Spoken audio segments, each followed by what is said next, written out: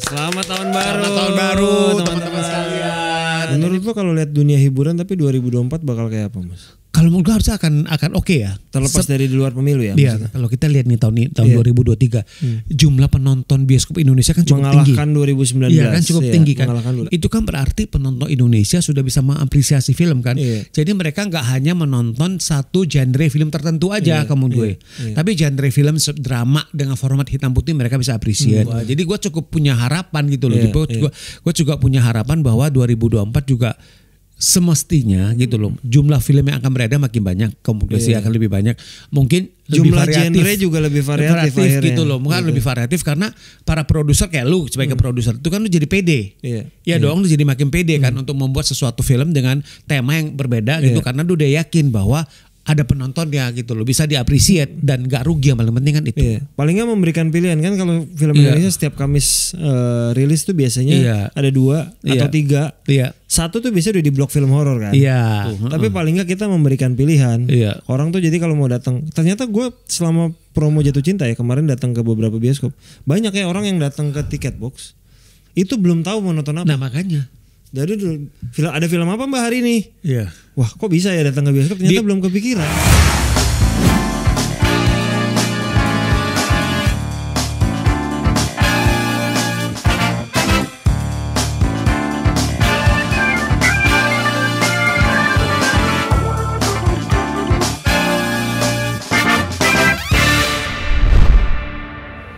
Halo teman-teman, balik lagi di program Di Belakang Layar. Hari ini kita di episode ke 140. Dan ini tayangnya di tanggal 1 Januari 2024. Luar biasa. Selamat tahun baru. Selamat tahun baru teman-teman sekalian. Ini pasti yang nonton ada yang lagi di Bali, di Jepang, ada di yang Korea, lagi di Orlando, segala macam, ada yang lagi di rumah. Pasti banyak kan, lagi pada liburan. Betul. Ini saya mungkin pada saat tayang lagi liburan. Mas lu gak liburan ya? Enggak, gue di Jakarta aja. Titip Jakarta ya Mas? Yes. 2024 nih tanggal 1, tanggal 2-nya udah ada job belum Mas? Gue tanggal 2 belum ada. Tapi Januari udah ada berapa kerjaan Januari udah ada kerjaan. Gue ada berapa kerjaan, ada film, ada kerjaan film, ada affair juga, udah ada berapa lah, lumayan lah ya gitu. Januari baik Hakor sama Imaginary fokusnya tuh akan promo film agak lain. Karena kan tayang tanggal 1 Februari, Januari tuh fokus harusnya akan jadi sesuatu sih itu film. Semoga ya. Karena ini kita nyebutnya film full komedi, tujuannya adalah meringankan segala kepala yang mungkin sedang berat sebelum pemilu. Betul. Karena 14 kita nyoblos kan, nyoblosnya di tanggal 14. Jadi kalau mau teman-teman yang nonton ditonton dulu, yang mau nobar full satu bioskop. Mengurangi tensi, mengurangi ketegangan seperti itu. Semoga bisa meringankan lah. Lu siap-siap aja nanti 3 paslon juga ngajakin nobar. Boleh. Mau kan? Partainya semua bikin nobar gak apa-apa ya. Nobar. Biar ketawa dulu sebelum biar itu. Biar adil semua partai tolong bikin nobarnya. Betul. Satu penonton juga akan bertambah. Kalau bisa minimal 3 studio. 3 studio kali aja berapa partai kan? Per kota. Per kota. Betul. Per kota. Gitu kan. Biar adil kan. Biar adil. Gitu. Setuju kan kita tidak memihak, hanya mengajak nobar. Iya betul. Gitu. Betul. Sama-sama senang-senang, ketawa-ketawa. Ya gitu. 2024 Mas, lo berharap apa di 2024? Gue sih berharap gini. Kalau gue sih gini, kita itu kan gak bisa berdiri sendiri ya. Maksudnya kita harus melihat keliling kita juga. 2024 itu Indonesia itu ada pesta demokrasi. Itu hal yang penting buat kita semuanya. Pesta demokrasi 5 tahun sekali. Jadi gue berdoa dan gue berharap pemilu di tahun 2024 nanti di 14 Februari itu bisa berjalan dengan lancar, damai, ya kan, menjadi pemilu yang menyenangkan buat seluruh rakyat Indonesia.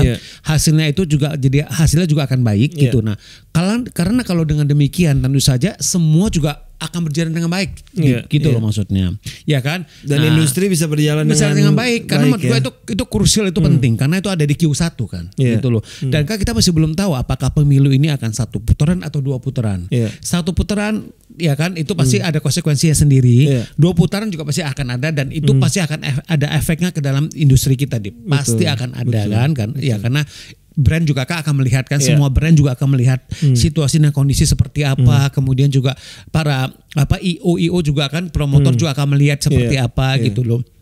Nah kalau aku lihat sih pasti kalau PH sih untuk produksi film sama series sama sinetron pasti akan terus berjalan kan kayak gitu kan. Nggak ada itunya dan kita beruntung talent kita kan mostly di sana nih gitu loh maksudnya. Tapi kan kita juga harus melihat karena kan kita juga biasanya mendapatkan pekerjaan dari off air itu sama brand kan juga cukup banyak gitu loh cukup itu kan. Jadi gue seperti itu aja kalau dulu naik gue ya seperti itu. Harapannya sih gue juga cepet selesai satu putaran terus kita biar bisa fokus kerja semua. Semuanya kayak gitu loh. Industri hiburannya juga berjalan dengan semestinya. Jadi gue 2024 juga gue nggak akan muluk-muluk sih, gue nggak akan bikin plan yang muluk-muluk gitu karena gue melihat aja situasi kondisi ini karena berkaitan dengan pemilu kan seperti itu. 2024 kemungkinan besar ada talent baru yang hadir akan ada akan ada. Hakor juga ada kan? Akan ada. Nggak usah disebut nanti. Ya nanti aja. Pokoknya bulan ini akan ada rilisnya di Q1 mungkin gue ada yang bisa gue rilis sih kayak gitu. Nggak aktor juga bukan ya aktor lah ya. Aktor lah. Gua muslim memang di aktor. Jalan gua ke sana dan maksud gue ya gue jalanin aja sama aktor atau mungkin dia sutradara atau scriptwriter gue jalanin aja kayak gitu. Kalau lu kan selalu jelas gitu. Komika lah. Komedian lah. Komedian itu udah pasti jalan lu tuh. Udah pasti komedian. Yes, seperti itu. Tinggal lu cari. Gue tebelin deh komika tuh malah. Iya, komika kan. Nah, seperti itu. Tinggal lu pikirin aja siapa. Iya, betul. Pada nebak-nebak gitu. Terus 2024 mulai kita kan pemilu tanggal 14 Februari. Pas Valentine. Semoga sih seminggu ini kita seminggu dan 2 minggu setelahnya semoga sih syuting nggak ada biasanya sih tetap jalan-jalan aja. Nggak ada minggu tenang biasanya sih. Itu gue nggak tahu ya karena peraturan minggu tenang seperti apa. Biasanya kan kalau nggak salah berapa hari sebelum pemilu itu kan namanya minggu tenang kan. Nah, minggu tenang itu biasanya kan agak slow down kan. Nah, gue nggak tahu nanti kita tunggu aja nanti dari pemerintah ini seperti apa. Dari KPU itu seperti apa ketentuannya itu minggu tenang. Ya harusnya sih mereka sih tenang, syuting kita sih tetap jalan. Tetap jalan. Karena nggak mengganggu juga kan sebenarnya kan. Nggak mengganggu seperti itu. Kalau kita bahas tim Mas di tim lu ada perubahan nggak 2024? So far sama. Lu ada perubahan nggak? Kemungkinan besar ada. Gue nambah orang karena dengan nambahnya satu talent gue pikir diperlukan penguatan supaya kita tuh kan kadang kalau nambah satu talent kan nggak bisa sekedar hanya nambah satu talent kan. Talent tuh kan harus kita urus dan betul, bukan jangka pendek tapi jangka panjang. Apa yang harus dia lakukan, plannya akan gimana jangka pendek, menengah, panjang. Jadi kemungkinan besar gue akan nambah. Karena gue lihat talent manajer gue tuh kalau mereka masih punya kapasitas itu nggak untuk kalau kan nambah 2-3 lagi mereka masih bisa. Masih oke banget. Kuat, masih oke banget. Yang ada pas pemilu kayaknya banyak yang liburan nih. Biasanya tuh pas pemilu tuh banyak yang memilih liburan. Tapi memilih liburan berarti mereka nggak milih dong ya? Sayangnya pada tahun-tahun sebelumnya suka begitu. Iya kan, nggak milih. Padahal kalau menurut gue sih cukup penting sih untuk kita memberikan suara kita. Siapapun yang kita pilih At least gitu. Yes, karena menurut gue itu adalah bentuk tanggung jawab kita sebagai warga negara. Iya kan? Tapi setahu gue ya, kalaupun kita liburan di luar negeri, katanya kita boleh ngisi ya selama kotanya sama sama KBRI-nya ya. Boleh tetap nyoblos di situ. Sebenarnya sih gitu sih. Harusnya sih seperti itu gitu. Kamu gue sih kita harus milih lah siapapun juga pilihan kita karena itu adalah wujud tanggung jawab kita sama kontribusi kita untuk negara kita sih kamu gue sih. Oke. Kalau kita bahas 2024 lagi, film ada beberapa film lu yang akan tayang berarti talent lu ya? Akan ada. Yang udah syuting. Ya. Yang dia syuting malah di awal tahun ada yang udah boleh disebutin judulnya dong harusnya. Udah pas film Asmara Januari tayang kan Hidup Semati. Februari juga ada film dia juga yang tayang seperti itu. Yang udah pasti.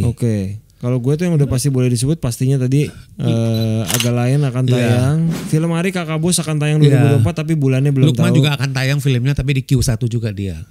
Yang mana nih? Glenn Fredly sutradara. Glenn Fredly harusnya ya karena memang itu yang udah diumumin lah. Dan juga ada film dia juga yang dia tapi itu buat OTT sih kayaknya juga akan tayang tahun ini sih.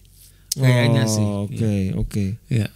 Gue apa lagi ya? Film tahun ini yang talent gue yang belum tayang itu kayaknya hampir semua udah tayang sih. Film talent lu yang dari 2021 gitu masih ada nggak yang belum tayang? Ada Vino masih ada satu film. Belum tayang juga. Dan belum tahu tahun depan tayang kapan. Katanya gue dengarnya di OTT kita tunggu aja gitu loh. Dion cuma masih ada 3 seriesnya masih belum tayang. Iya lagi nunggu.